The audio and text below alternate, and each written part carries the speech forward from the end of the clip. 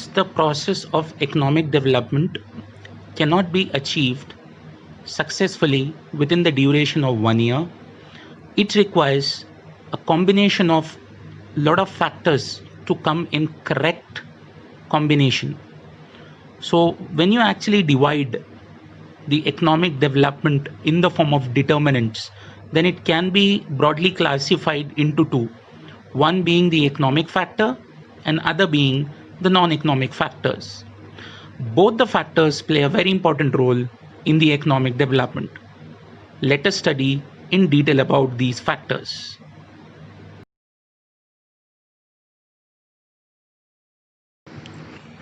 Capital formation. Capital formation is the very first economic factor that is very essential for economic development.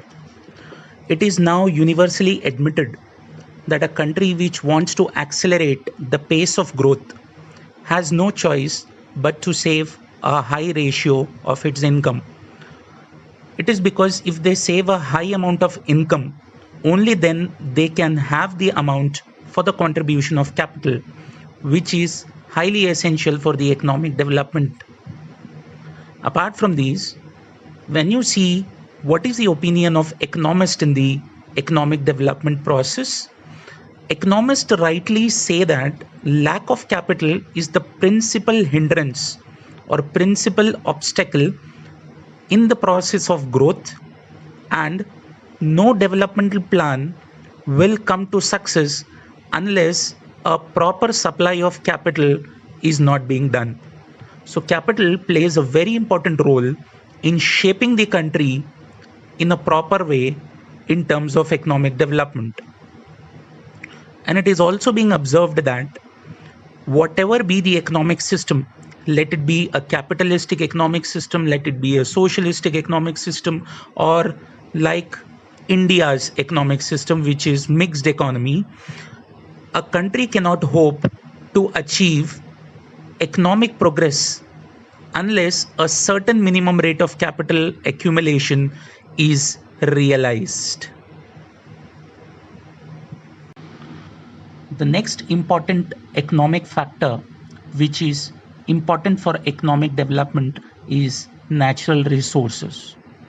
Now, when you take the natural resources meaning, these are those resources which are gifted by nature to mankind. Now, the principal factor which is essential for the development of economy of a country, especially when we take the example of India, it is natural resource. Among the natural resources, what all the things are counted here, it includes quality of the soil, forest wealth, good river system, mineral and oil resources, climatic conditions, ecosystem. All these things are included as a part of natural resources. And when you take the words of Lewis, a popular economist, he says that man can make better use of rich resources than what poor can. If you see the aspect or use of natural resources in less developed countries or underdeveloped countries, you see that the natural resources in developing countries or less developed countries are always observed in a manner of unutilized, underutilized, or misutilized, you can call it. And this is probably one of the reasons for their backwardness. This is due to economic backwardness and lack of technological factor progress. This has to be taken seriously by all the developing nations or countries. If the natural resources are utilized properly, then wonders can be achieved in terms of economic development. Because the countries which are gifted by nature, the only thing is that a human has to take care about a proper and an adequate use of those resources. If that is being done, then a greater amount of economic development can be achieved. The next important economic factor is agrarian structure. Agriculture has been a backbone of our country from many ages. It plays a very important role because it not only contributes a greater percentage to the national income, but it also provides employment to a lot of people who come from rural areas.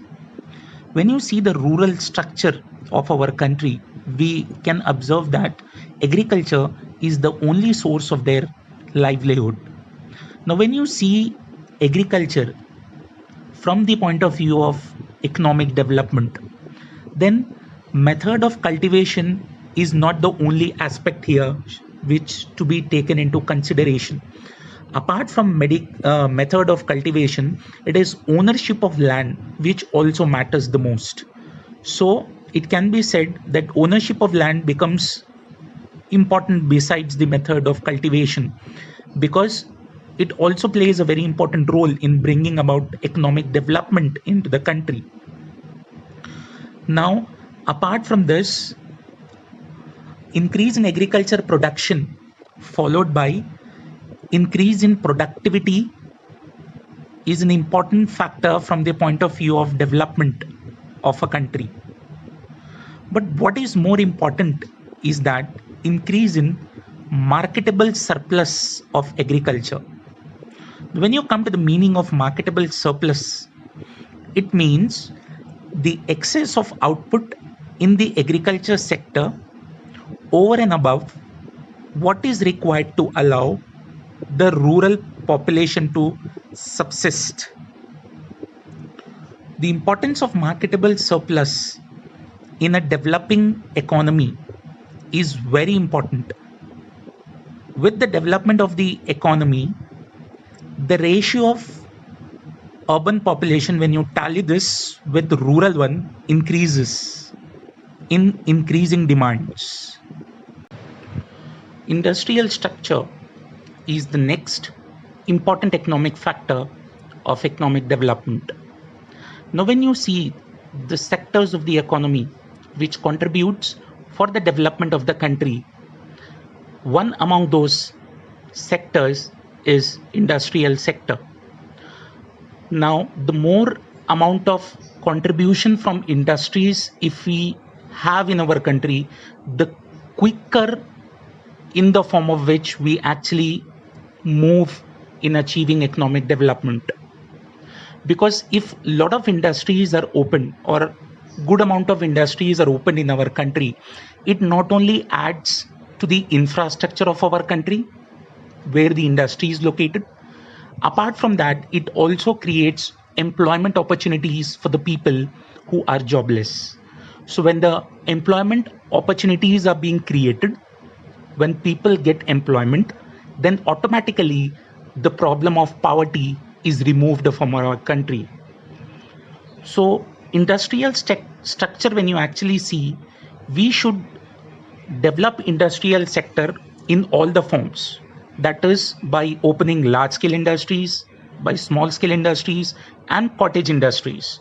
All the industries plays a very important role, and the technology what we use in these industries play a very important role. Instead of going for labor intensive method, a country should aim for going for capital intensive method. That's how the industrial sector can improve and also contribute. Conditions in foreign trade. This is the next economic factor which contributes for economic development. Now, when you talk about foreign trade, if you do a trading activity of exports and imports outside the jurisdiction's limits of our country, you can call that trade as foreign trade. Now, how the foreign trade should be? When you go for a foreign trade, it should be minimum of imports and maximum of exports.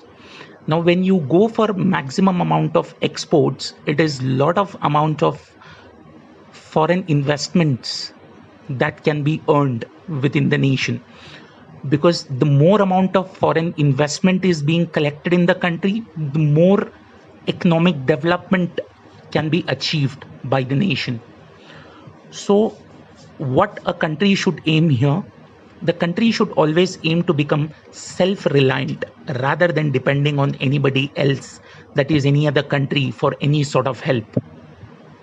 In all the departments on which we actually depend on any other country for their support, if you actually do not depend on them and try to be self-reliant in that area, then that self-reliant activity, what you actually do within your nation, can help you a lot and saves a lot of money which you actually spend it outside, which actually can be utilized for the process of economic development.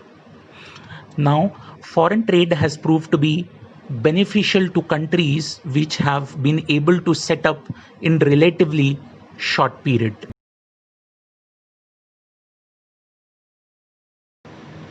The first non-economic factor of economic development is human resources. Humans play a very important role when it comes to economic development, because human resources are considered as a very important factor in economic development. Human being provides labor power for production, and if in any country labor of that particular country is efficient and skilled, that means if they have potential to do the given task, then its capacity to contribute to growth will be high. If a country is having enough amount of knowledgeable persons, good amount of knowledgeable persons, then the process of economic development becomes very easy of that country. The productivity of illiterate, irrational, unskilled, disease ridden people or superstitious people is generally low, and they do not provide any hope to developmental work in a country. It is only the skilled people, the talented, the educated, the literate people only contribute for the process of development, because they utilize their education and complete the task within no time. It is education that gives the power to the individual to complete the task in a best possible manner. So it is believed that the people who are actually having skill and talent can contribute for the development of the nation, which is very, very essential. The next non-economic factor in economic development is social organization.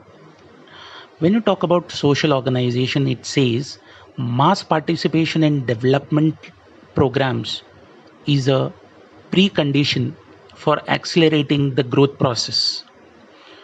But when you see people, they show interest in the development activities only when they feel that fruits of growth will be fairly distributed. But it is not like that. If you only see the fruits, how and when it is going to be distributed, then the process of economic development will be left incomplete. People should actually put in their efforts. The fruits can be grown as when the time grows, and the fruit of your efforts can be enjoyed in a later time. That should be kept in mind by all the people. Now, what can be done under those circumstances? It becomes doubtful to hope that masses will participate in the development projects which is undertaken by any state. Because when the state develops, it is then the country develops. In India, growth of monopolies in industries and concentration of economic power in the modern sector is now an undisputed fact. What could be done now? The democracy of institutions and mass participation of the people would ensure a equitable growth in the country.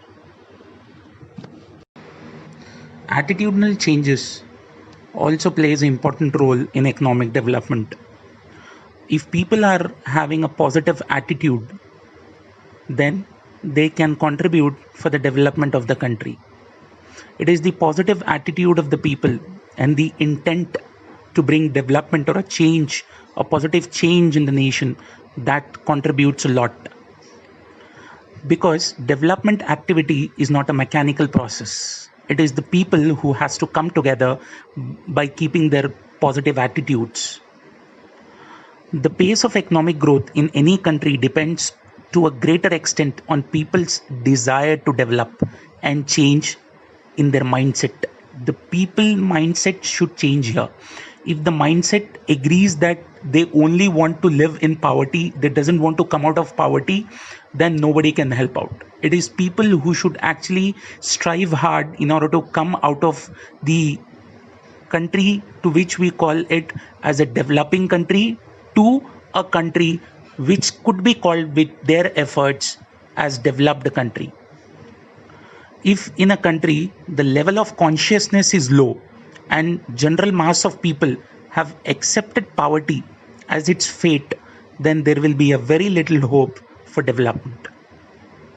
So that's how the attitude of a people matters, how you actually think and how you actually act for the development process. That's it. That's it in this answer. Hope you have understood this concept. Thank you very much. Stay safe and stay home.